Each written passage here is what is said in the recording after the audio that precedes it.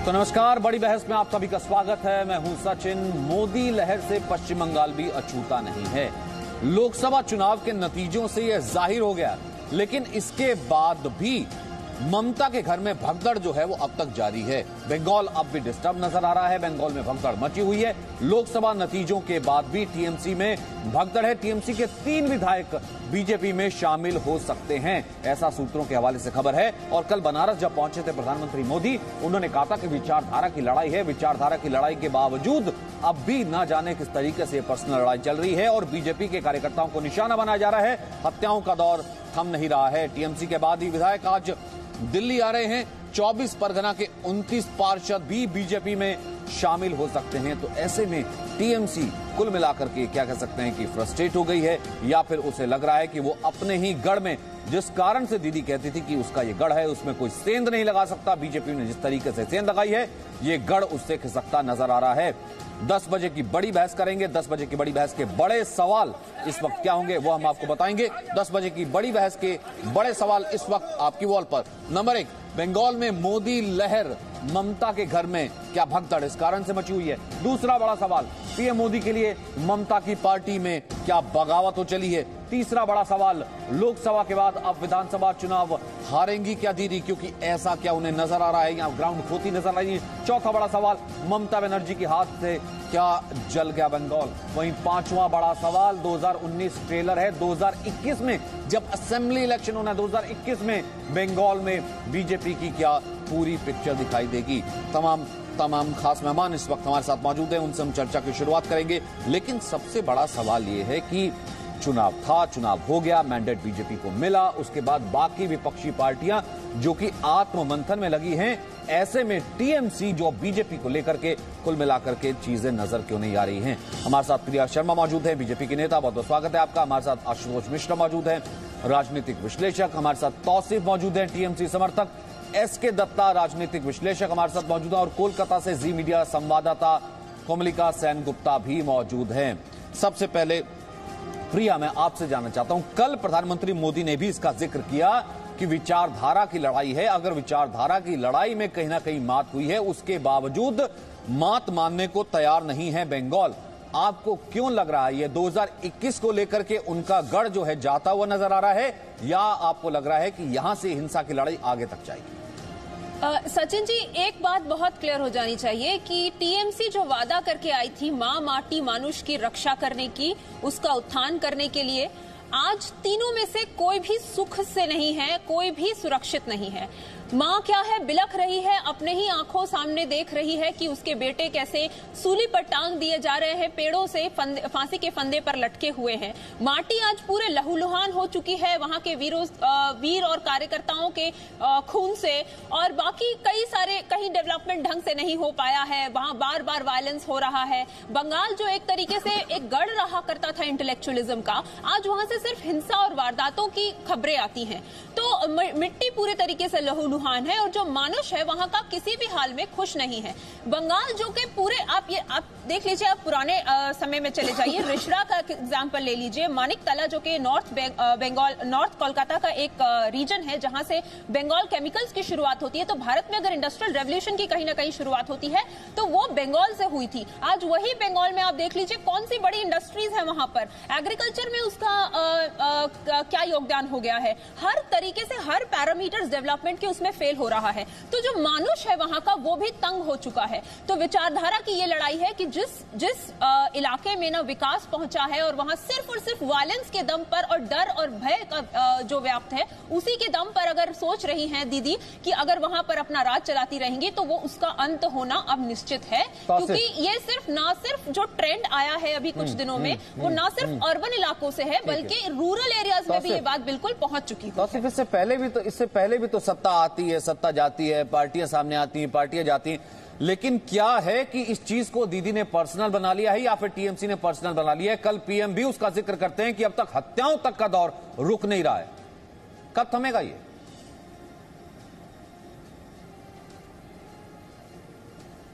देखिए, मोदी जी को शायद पूरा इन्फॉर्मेशन नहीं मिल रहा है। मोदी जी ने तो प्रॉमिस किया है कि अब जो यहाँ से हम लोग नया भारत का निर्माण करेंगे, और क्योंकि कैंपेनिंग खत्म हो चुका है, इलेक्शन खत्म हो चुका है, ये सारी चीजें भी खत्म होनी चाहिए, बंद होनी चाहिए। आपको जान के बहुत अफसोस होगा कि आसनसोल टाउन में हमारे वेस्ट बंगाल मंत्री के जो फैमिली मेंबर्स है उनका डेड बॉडी पाया गया है। आज ये कल का वाकया है, अभी न्यूज में आ रहा है। अभी पिछले 2-3 दिनों में हमने ये देखा है कि बहुत सारे जो तृणमूल के ऑफिस है वहां पे तोड़फोड़ हो रहा है। तो ये सब दुखित घटनाएं इस तरह का नहीं होना चाहिए, क्योंकि किसी भी तरह का हिंसा नहीं होना चाहिए लोकतंत्र में। अब तो क्योंकि अब तो इलेक्शन भी खत्म हो गया है, सरकार बन चुकी है, बनने और नए मतलब आप नसीहत दे रहे हैं, बता रहे हैं, निर्देश दे रहे हैं, मतलब क्या है? क्योंकि हिंसा हो रही है, इल्जाम जो है वो टीएमसी कार्यकर्ताओं पर आ रहा है कि अब तक हार पचा नहीं पा रही है टीएमसी, या उसे ऐसा लग रहा है कि उसके गढ़ में कोई सेंध नहीं लगा सकता था। ये आखिरकार हो क्या रहा है? मतलब आप तो खुद टीएमसी के सपोर्टर है ना, इसलिए मैं तो आपसे जानना चाहूंगा, फिर इल्जाम कैसे आ रहा है, फिर बात कैसे आ रही है, फिर नाम कैसे आ रहा है टीएमसी कार्यकर्ताओं का? नहीं, ये देखिए, अभी मैंने आपको बताया कि आसनसोल टाउन में जो लॉ मंत्री हैं, मिनिस्टर है वेस्ट बंगाल गवर्नमेंट के, उनके फैमिली मेंबर्स का डेड बॉडी पाया गया है। और पिछले 3-4 दिनों में आप देख लेंगे बहुत सारे वीडियोज आए हैं जहां पे तृणमूल के जो लोकल क्लब होते हैं या ऑफिस होते हैं, जो पार्टी ऑफिस जो छोटा छोटा हर जगह पे होता है, वहां पे तोड़फोड़ के भी घटनाएं आए हैं। तो ये सचिन जी, आपकी इजाजत हो तो तौसीफ जी को मैं कुछ कहना चाहती हूँ। किसी पे भी अटैक हो, ये अटैक बंद होना चाहिए। तौसीफ, वही तो मैं कह रहा हूँ ना, अटैक कर कौन रहा है? आप बीजेपी पर इल्जाम लगा रहे हैं। प्रिया जवाब देना चाहती हैं आपको? ओके प्रिया। तौसीफ जी, आपसे ये प्रश्न है कि आज, तौसीफ जी सुन लीजिए, बहुत अच्छा लगा आपके मुंह से ये सुनकर कि किसी की हत्या हो रही है तो आपको दुख हो रहा है। सबको होना चाहिए, और यही भारतीय जनता पार्टी बार बार कहती है कि जितनी आप भय और हत्याओं की राजनीति करेंगे, वो अगर किसी और का घर जला रही है तो आपका भी घर जलाएगी वो। कहीं पर भी अगर आप आग लगाते हैं तो आग सबको लीलती है। हत्या आपके वहां आप जो इल्जाम लगा रहे हैं उसकी निंदा हमारी पार्टी भी करेगी, लेकिन वही तो पॉइंट है।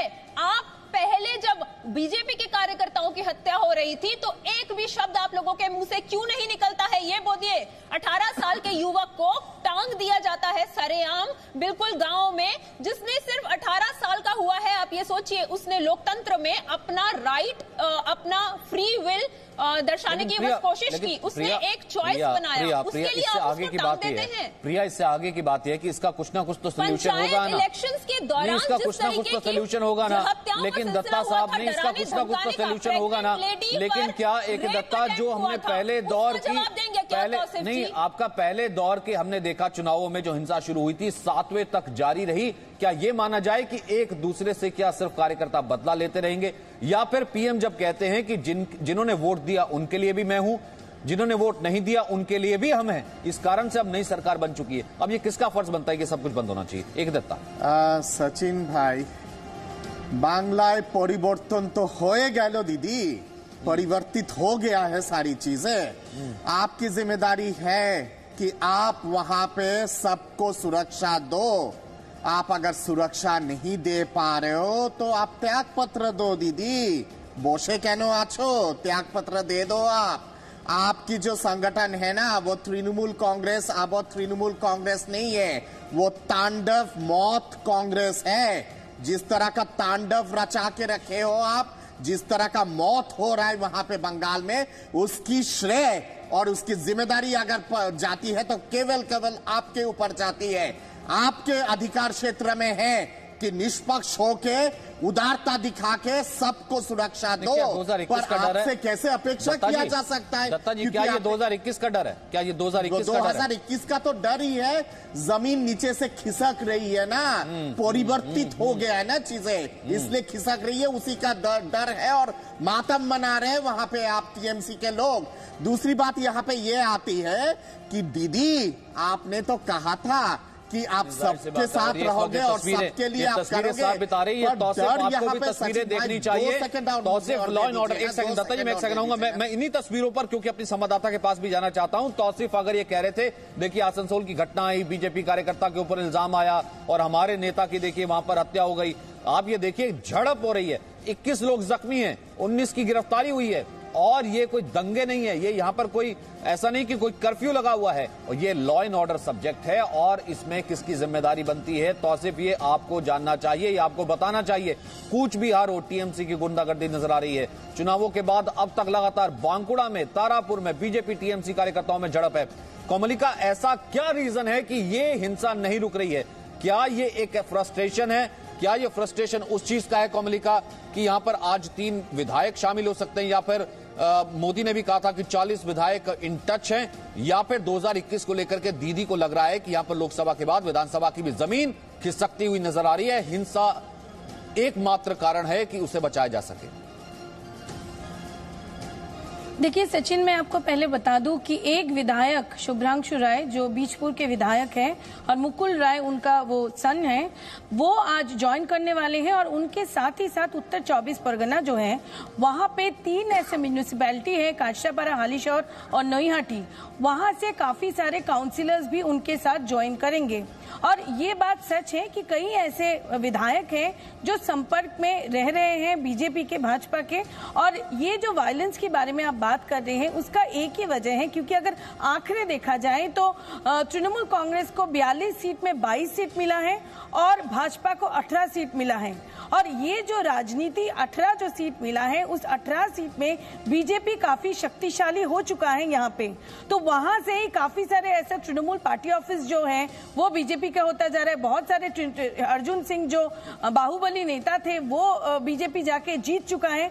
तो ये एक टकराव हो रहा है हर जगह पे, हर जिले में जो विधायक है उनके 5% to 10% विधायक बीजेपी के साथ संपर्क में रह रहे हैं।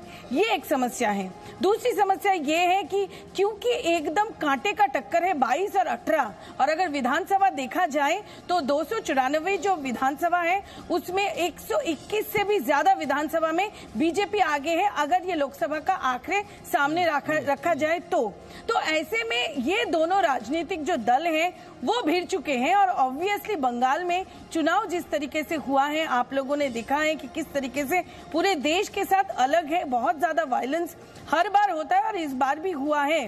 तो ऐसे में बीजेपी को क्योंकि थोड़ा बहुत शक्ति मिला है और तृणमूल कांग्रेस अपना शक्ति रखना चाह रहे हैं, तो एक शक्ति पाना चाहता है, दूसरा अपना शक्ति रखना चाहता है, तो इसी में टकराव हो रहा है। और ये बात सच है कि बहुत सारा विधायक जो है वो बीजेपी के संपर्क में रख रहे हैं, वहां पर भी तृणमूल कांग्रेस कोशिश कर रहा है कि रोका जाए। तो ये सब मिलके ऐसा स्थिति बन रहा है। लेना चाहता हूं, फिर उसके बाद वापस आऊंगा कोमलिका, मुझे थोड़ा सा ब्रेक लेना है। लेकिन आशुतोष मिश्र कहां है अब जिन्हें लोकतंत्र खतरे में एक छोटी सी जो है हिंसा से नजर आता है? कहां है वो लोग जो कि अवार्ड वापसी करते फिरते हैं? कहां लगता था इससे पहले कि लोकतंत्र खत्म हो जाएगा और उसके बावजूद भी state law and order subject है, लेकिन हिंसा किस तरीके से है वो सबको नजर आ रहा है? आशुतोष मिश्र,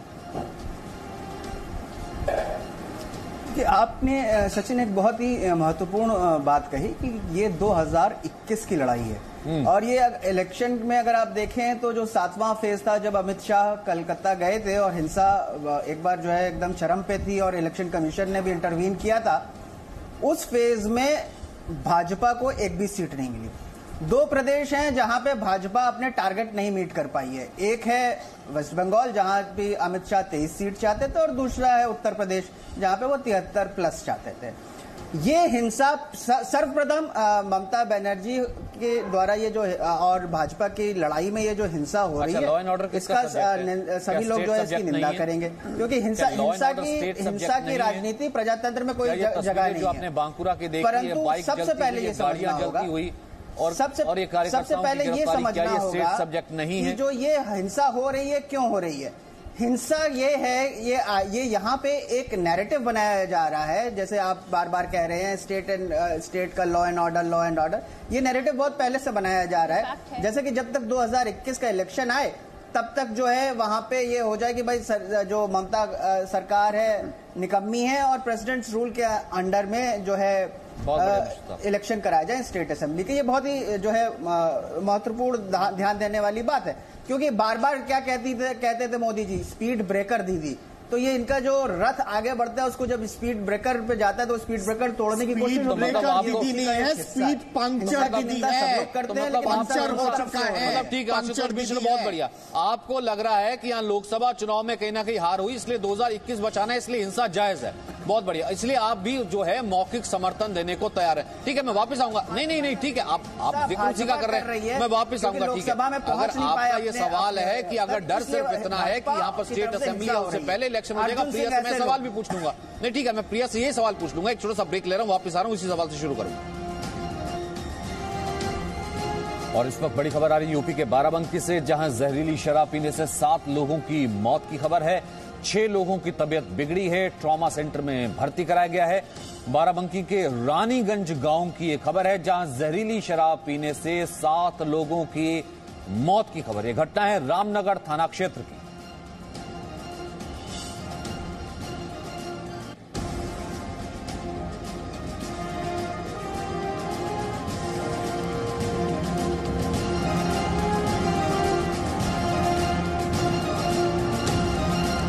तो ये तो थी इस वक्त की बड़ी खबर, लेकिन लगातार बड़ी बहस हमारी जारी है। जैसा कि ब्रेक से पहले मैंने रुख किया था कि तौसीफ से जानेंगे कि अगर state law and order subject है तो हिंसा हो कैसे रही है, और अगर ये इल्जाम कहीं ना कहीं भारतीय जनता पार्टी पर चुनाव से पहले लगा था, जो कि आशुतोष मिश्र कह रहे हैं कि यहां पर स्टेट को यानी कि राज्य की सरकार को डिस्टर्ब करने की कोशिश है। ये सवाल मैं प्रिया से करूंगा। एक छोटा सा ब्रेक, वापस।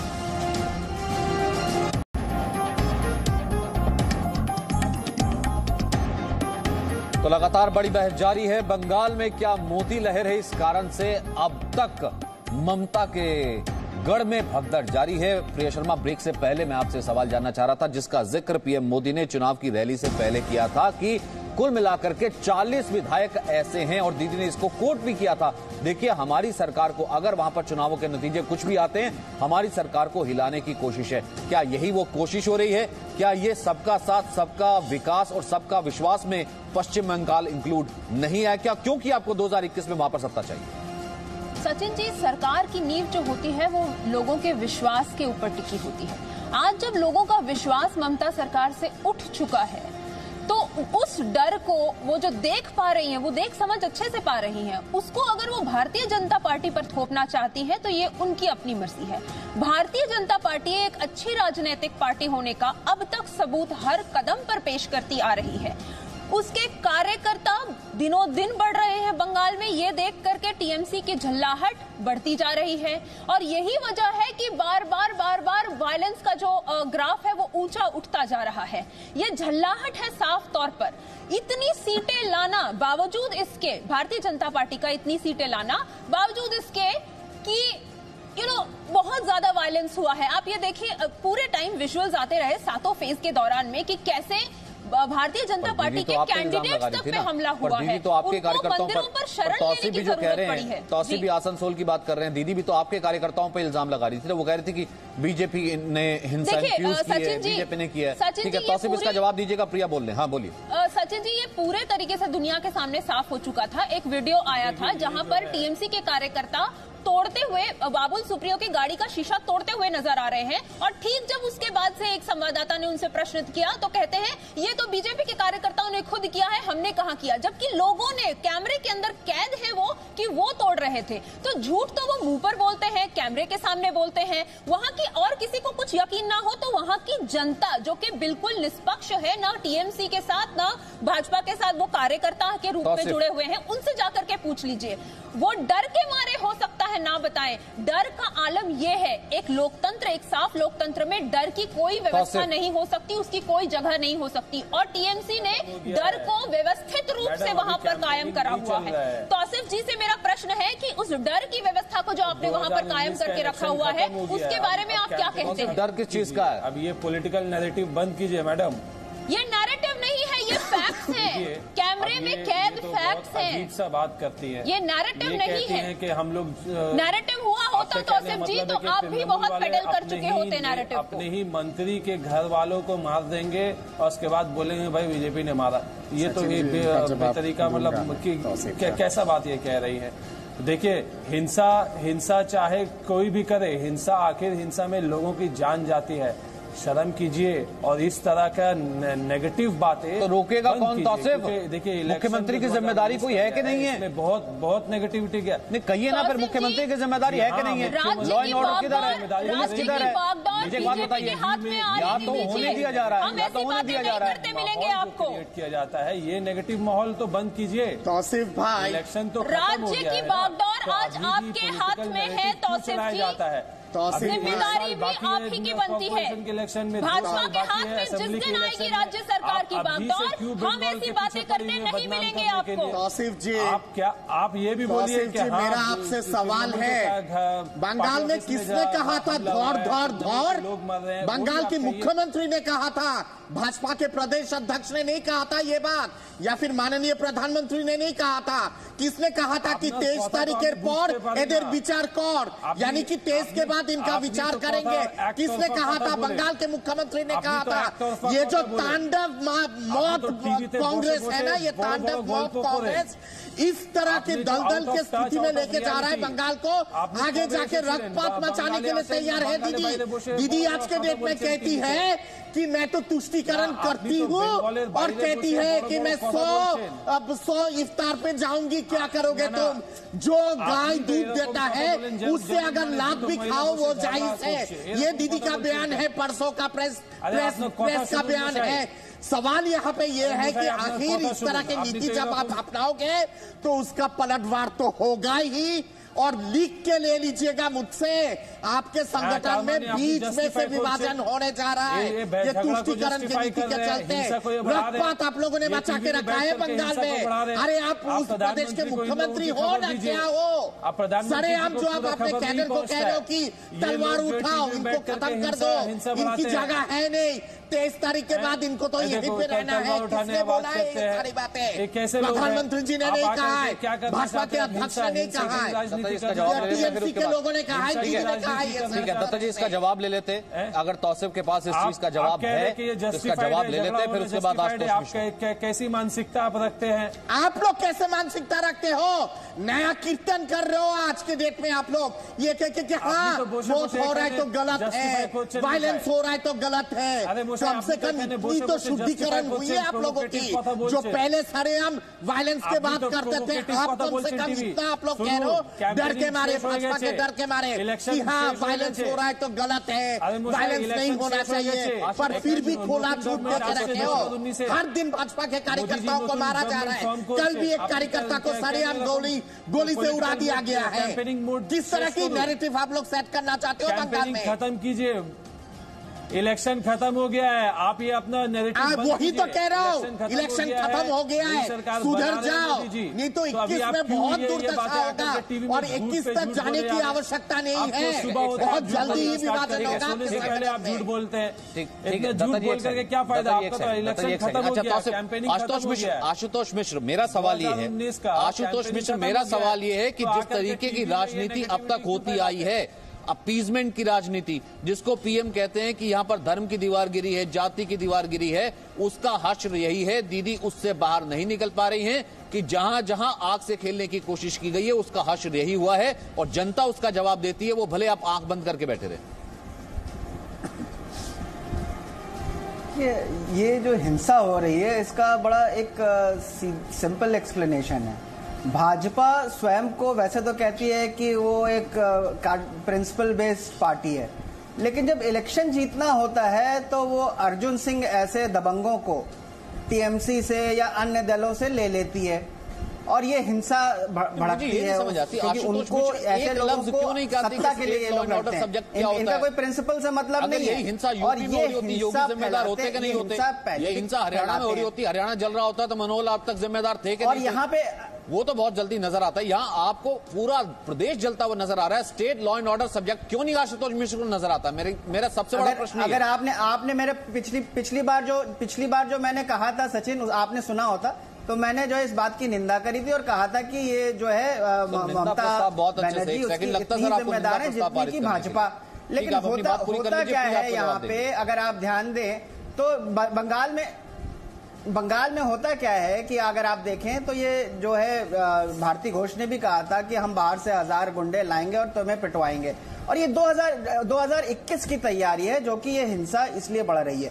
और ये जितने लोग बाहर से भाजपा में आए हैं, ये जो भाजपा के मूल समर्थक नहीं है लेकिन लाए गए हैं इलेक्शन जीतने के लिए, उन पे अर्जुन सिंह ऐसे लोग इसके जिम्मेदार लॉर्ड क्लाइव आए थे, मीर जाफर और मीर कासिम को लड़ा दिया था, और बंगाल के लोग आकर बाद पूरे भारत को गुलाम बना लिया था।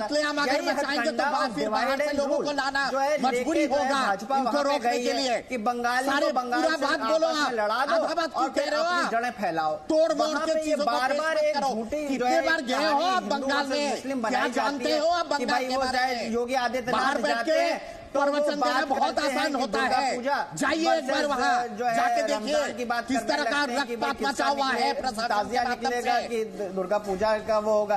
तो ये हिंदू मुस्लिम जो वहाँ झगड़ा कर रहे हैं, ममता बनर्जी कर रही है, और ये अगर जो है प्रधानमंत्री सच में नीति अपनाती हूँ और मुझे गर्व है उसमें करवाया ये हिंदू मुस्लिम। मुझे एक बात बताइए ना, उनकी कथनी और करनी में फर्क नहीं है, कथनी और करनी में फर्क नहीं होना चाहिए। तो मैं वही तो कह रहा हूं, हिंदू मुस्लिम किसने करवाया? कतनी करनी में फर्क का अर्थ कौन देखता है? या फिर यूं देखे कि हर चीज के लिए जो है डबल स्टैंडर्ड नजर आता है। यहाँ की हिंसा आपको जायज नजर आती है, लोकतंत्र पर जाना है, और अगर कहीं और हो रही होती आपको लगता है कि लोकतंत्र खतरे में। ठीक है, प्रिया शर्मा, कहीं की जायज नहीं है, हिंसा प्रजातंत्र के लिए सबसे बड़ा खतरा है, और टीएमसी के हिंसा के खिलाफ बाकी पार्टियां लगातार आवाज उठाती कर रहे हैं। यही हाल हो रहा है वो सारे लोगों का जो बंगाल में हो रही वायलेंस का सपोर्ट करते हैं। उनको नजर नहीं आ रहा है कि लोकतंत्र का कैसे गला घोंटा जा रहा है, पूरे तरीके से हिंसा व्याप्त है, वहां पर लोग तिल तिल कर मर रहे हैं। ये लोग जो आज इस चीज के पक्ष में है उसको सपोर्ट करते हैं, ये सब वही लोग हैं जो कुछ थोड़ा हो जाने से भाजपा की ओर तुरंत उंगली उठाते हैं। ये वही लोग हैं जब वो चुप रहते हैं जब मां दुर्गा के विसर्जन के समय ये कहा जाता है कि मां दुर्गा वेट कर सकती है। क्यों? क्योंकि कहीं ना कहीं जो स्टेट गवर्नमेंट है वो असक्षम होती है दोनों कम्युनिटीज को अपने रिचुअल्स राइट्स पूरे तरीके से निभाने में। वो कहती है कि एक कौम जो है उसको हम आगे रखेंगे और मां दुर्गा का विसर्जन वेट कर सकता है। ये वही सरकार है जो उसके राज्य के अंदर लॉ एंड ऑर्डर उसी के तहत आता है। यहाँ कहा गया कि लॉ एंड ऑर्डर को एक नैरेटिव है, law and order constitutional fact है, law and order state subject है, ये कॉन्स्टिट्यूशनल फैक्ट है, ये कोई नैरेटिव नहीं है Ashutosh ji. And that should be the all and end all of everything. ये फैक्ट आज आप यहाँ से लेकर के नहीं है, फैक्ट ये है यहाँ पे ये एक चुनावी लड़ाई है जो कि सचिन ने शुरू में कहा ये 2021 के लिए, और आप ये झूठा ऑर्डर और लॉ एंड ऑर्डर मेंटेन करना उसका जो है स्टेट का है, बिल्कुल एकदम उचित बात है। लेकिन ये जो गुंडे बाहर से जाते हैं और वहाँ पे बदमाशी करते हैं और जिनको बाद में भाजपा गोद ले लेती है, और जो वही गुंडे जो है जब बाहर रहते हैं तो गुंडे होते हैं और भाजपा में आते ही वो दूध के धुले हो जाते हैं। ये दिक्कत है। ये जो है डिवाइड एंड रूल की जो पॉलिसी है ये उसका हम एग्जाम्पल देख रहे हैं। जैसे आप देखें 7वें चरण में जब आप हिंसा करी जनता ने आपको रिजेक्ट कर दिया लगातार, एक भी कुछ नहीं आप जीते। आपको तो मानना पड़ेगा। आप जो लॉ एंड ऑर्डर अगर आपको लग रहा है, मुझे एक बात बताइए, एक सेकंड दत्ता जी, एक सेकंड, मुझे एक बात बताइए तौसीफ और आशुतोष, अगर आपको लग रहा है कि ठीक है लॉ एंड ऑर्डर सब्जेक्ट नहीं है, अगर आपको लग रहा है कि बाहर से भी हिंसा हो रही है, आपको लग रहा है कि मतलब सीधे तौर पर क्या ये जनता का मैंडेट नहीं है? क्या ये 18 सीटें बताती नहीं है? क्या 18 सीटों का फ्रस्ट्रेशन नहीं है जो कि दीदी जो है साफ नजर आ रहा है कि 2021 का गढ़ छिन रहा है? कम से कम जनता का मैंडेट तो कुछ होता है कि नहीं होता? तौसीफ, फिर लास्ट कमेंट दत्ता जी। बिल्कुल बिल्कुल, जनता जनार्दन है, जनता का मैंडेट होता है और जनता ने झिंझोड़ दिया है। ये बात आज रियल सच्चाई है कि बीजेपी को लोगों ने वोट दिया है, लेकिन आप ये मत भूलिए कि ममता दीदी का वोट शेयर पिछले इलेक्शन से इस दफा और बढ़ा है, 4-5% इलेक्शन वोट शेयर और बढ़ा है। तो जनता ने दीदी को चुन करके वहां पे वो एक डेमोक्रेटिक तो क्यों आ रहे हैं आज 3 विधायक, मुख्यमंत्री है, क्यों आ रहे हैं आज 25% मैंडेट दिया था और वो आज भी वो मैंडेट चल रहा है, उनका टर्म खत्म नहीं हुआ है। आप किस डेटा लोग को जिस कोट कर तरीके रहे से हैं, टीवी में तौसीफ जी? नैरेटिव चलाते हैं, ये कैंपेनिंग खत्म हो आप गया। बताइए, अपना देखिए, ये सोर्स जो आपके बताइए। साथ में जो दो या एक ये भी महिला है मनगढ़ंत और एक पुरुष कहानी है? बैठे हुए हैं स्टूडियो में, जैसा आप इनसे कि हिंसा पूछिए, को क्या ये जायज स्टूडियो ठहरा में आते देते हैं, हैं इनको पैसा मनगढ़ंत मिलता कहानी है? बना या बना कर करके आप लोग। क्यों इस तरीके से एक तौसीफ, अगर नेगेटिव जनता के इमेज जो मैंडेट बना को आप रहे हैं, सम्मान करते हैं आकर के ना, डेली तो कम से झूठ कम पे इन झूठ, 18 से आज सबक लिया political- होता। सचिन फिर जी। कम से कम 2021 दत्ता जी, मेरे पास वक्त इतना ही, मैं आपको लास्ट कमेंट देना चाहता था, लेकिन वक्त इतना ही है। कम से कम अब भी वक्त है, अगर यहीं कहीं नहीं होता तो अपना घर जो है वो संभालने की जरूरत है, वरना 3 विधायक आज शामिल नहीं हो रहे होते, 25 पार्षद नहीं आ रहे होते। अगर ऐसा है तो ये फ्रस्ट्रेशन नहीं है, और जनता की जो हिफाजत है वो first of all state law and order subject है, और ये कहीं ना कहीं माननीय मुख्यमंत्री को समझना होगा। बहुत बहुत शुक्रिया आप सभी का। एक छोटा सा ब्रेक, खबरें लगातार।